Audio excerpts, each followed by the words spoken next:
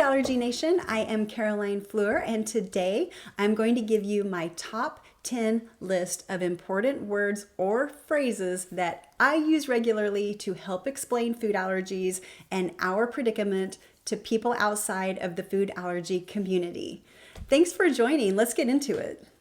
It's really hard to explain this all-consuming, complicated illness that people don't understand without rambling or ranting or over-explaining, because people can only listen for so long. They already don't understand a lot of it. So I've learned to be more concise, and I've had some success with a handful of words that I use regularly because they are short, sweet, and to the point without being overbearing, without over-explaining, and hopefully can bridge the understanding between our community and others.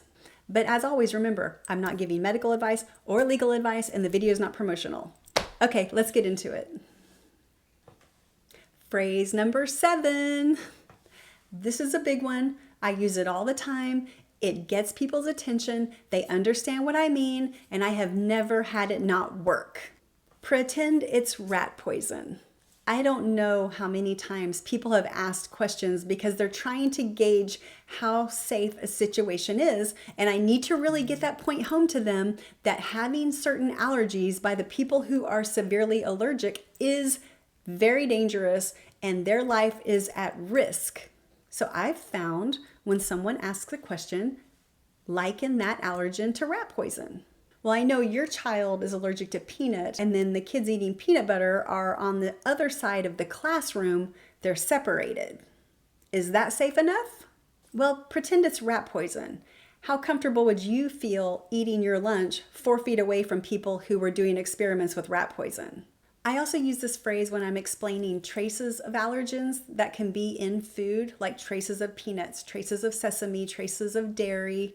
Some people don't understand that a trace amount can still be very serious, if not deadly. I've had people ask me about having foods with allergens in the same kitchen or on the same counter. As long as they're not right together, they don't really understand what the seriousness is. And I always respond, pretend it's rat poison. How much rat poison would anyone be willing to eat? None, I hope. 0 traces.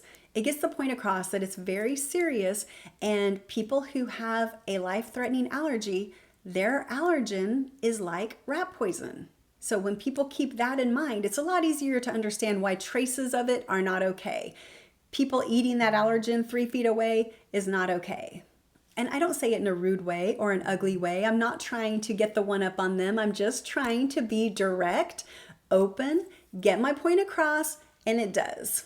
Now, some people don't have children, and they themselves as adults don't have food allergies, so they don't understand. And I have actually used another version of this where I don't talk about rat poison, but I will discuss something about their pet, because some people without children are very, very attached to their pets. So one time I told a friend, just imagine it's like chocolate for your dog, because she was very adamant about her dog not being anywhere near chocolate because it could threaten her dog's life. And when I said that, she understood what that meant. So just try to reach people on a level that they understand for the safety of you or your child or anyone with food allergies.